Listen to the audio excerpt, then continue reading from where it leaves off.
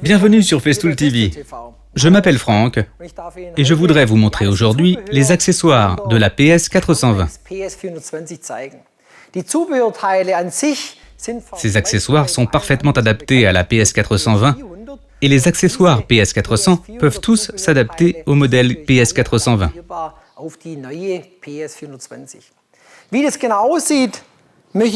Je voudrais vous présenter à quoi ils peuvent servir. Les accessoires sont tous bien rangés à l'intérieur de ce Systainer et j'ai donc ce qu'il me faut à portée de main pour chaque application.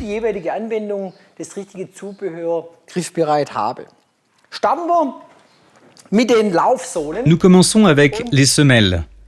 L'ensemble de nos 6 PS420 sont équipés de semelles en matière synthétique qui conviennent pour la plupart des applications.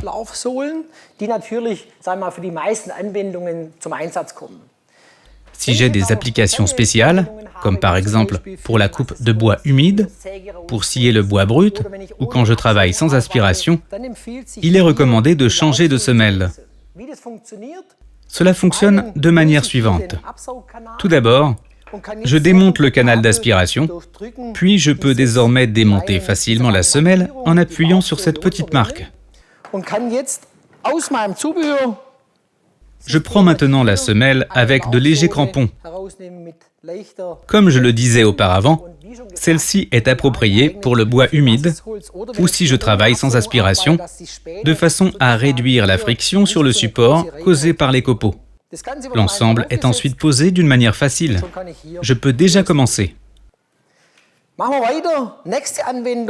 Continuons. Application suivante, comme par exemple du bois massif ou du bois résineux.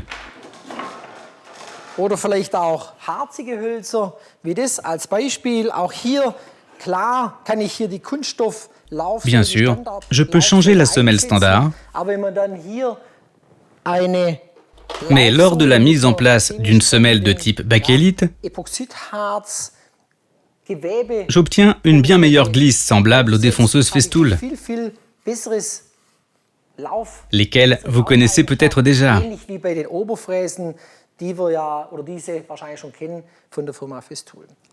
Là aussi, la pose est facile, on verrouille et on peut déjà travailler.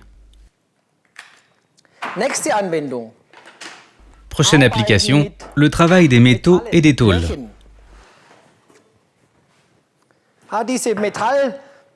Ces plaques de métal que l'on retrouve fréquemment dans le secteur du bois pour l'habillage des différentes pièces de mobilier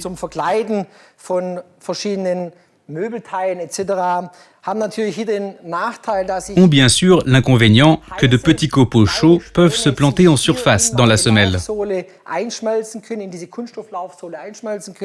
Lors d'une prochaine utilisation, par exemple quand j'ai des surfaces finies, celle-ci peut rayer le matériau.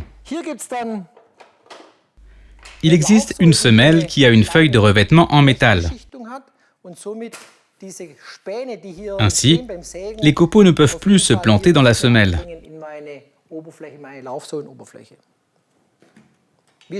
Comme je le disais, poser, repousser, puis insérer.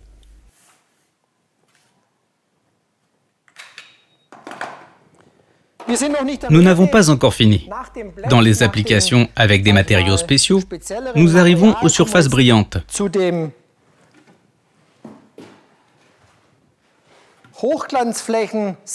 Ce sont des surfaces très sensibles. Il y a encore une fois la possibilité de travailler de manière très confortable avec une semelle revêtue d'un feutre. Ce feutre glisse évidemment très bien sur cette surface. Dans le cas où le feutre se charge en poussière, je peux le changer et le remplacer individuellement. Il y a tellement à dire sur les semelles. Je pense qu'il y a de multiples possibilités pour l'artisan. Nous passons maintenant au plateau. Comme application, je voudrais procéder à des contre-dépouilles. C'est-à-dire, je dois guider ma scie par-dessous afin de scier la pièce par-dessous. Je dois alors souvent ajuster la machine à la table ou la garder dans ma main. Ceci dépend bien entendu de l'utilisateur. Certains peuvent et d'autres ne peuvent pas.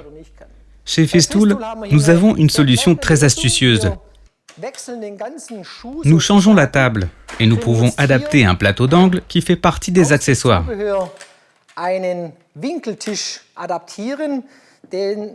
Cela me permet de réaliser différents angles en tournant ce bouton pour le réglage. Bien sûr, si je coupe maintenant par le dessous, le tout se manipule très bien et on peut donc effectuer une contre-dépouille. Je dois préciser qu'en principe, un tel accessoire ne convient pas nécessairement pour les coupes d'onglets. Afin de faire des coupes d'onglets précises, on utilise bien sûr la TS55R ou la CS50, CS70 dans les applications stationnaires. Plateau d'adaptation. Ce plateau d'adaptation en matière synthétique me permet de monter en stationnaire une des 6 sauteuses dans le système CMS et de chantourner.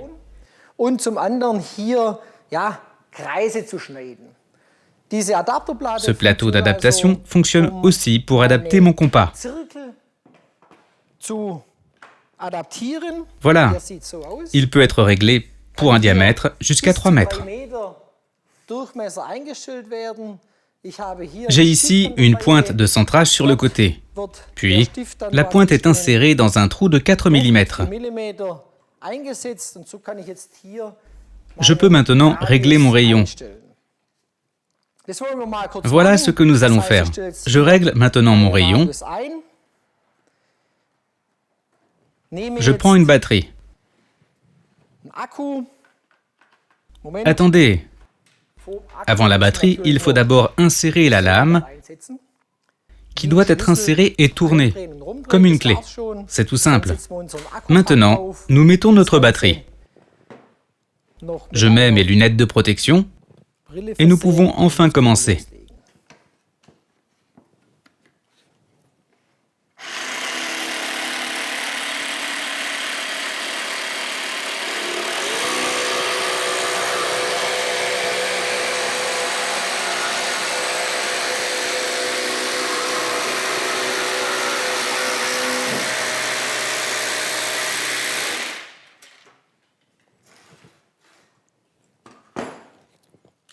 Pas de problème. On peut découper des cercles aussi rapidement que ça. L'adaptation du rail de guidage est une autre application pour ce plateau.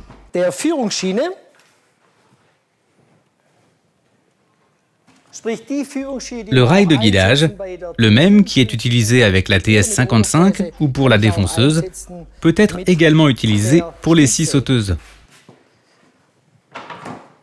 Je peux utiliser ces profils-là et cette rainure dans l'adaptateur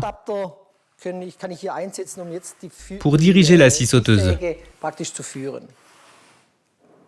Bien sûr, nous avons un guidage forcé jusqu'à 20 mm. J'ai de bons, voire de très bons résultats de coupe. Si je travaille des plans de travail de cuisine ou du bois massif avec ce guidage forcé, je devrais plutôt choisir une scie circulaire à main, c'est-à-dire la TS55R. Il est important de savoir qu'avec un guidage forcé, on devrait travailler avec la lame dorée, la lame FSG, parce qu'elle est très rigide et qu'elle peut être mieux guidée.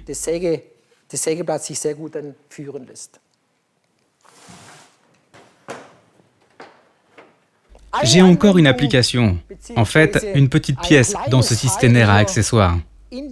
Je tiens à vous montrer ce que je fais exactement avec cette petite pièce dans mon prochain épisode. J'espère que cette édition de Festool TV vous a plu. Au plaisir de vous retrouver la prochaine fois. À très bientôt, Franck.